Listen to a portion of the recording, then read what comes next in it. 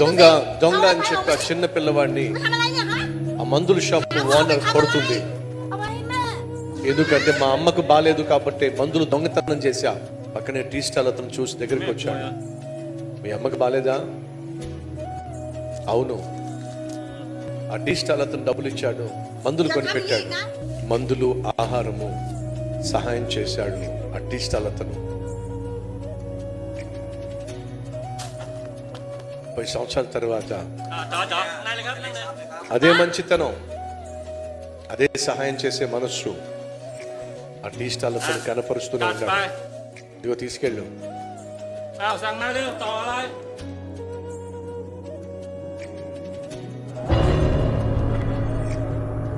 Heart attack,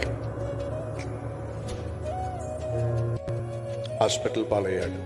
అందరికీ phone చేసింది, డబ్బు సహాయం చేస్తారని చెప్పి ఎవ్వరూ సహాయం చేయలేదు. సుమారు 8 లక్షల రూపాయలు బిల్లు వచ్చింది.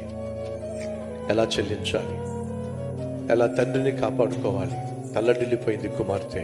తన స్థితి అంతా డాక్టర్తో పంచుకుంది.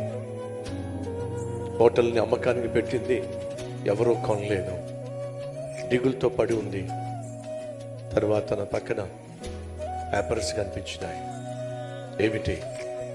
వైద్యము కొరకు 1 రూపాయి కూడా నువ్వు చెల్లించాల్సిన అవసరం లేదు. 30 సంవత్సరాల క్రితమే మీ నాన్న చెల్లించేశాడు. ఎలా? ఆనాడు మా అమ్మకు మందులు ఇచ్చాడు, పట్టెడు మెతుకులు పెట్టాడు.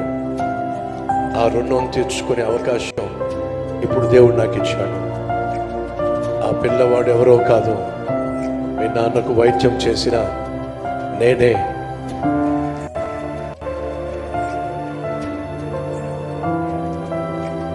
ఆ పిల్లవాడే ఈ డాక్టర్.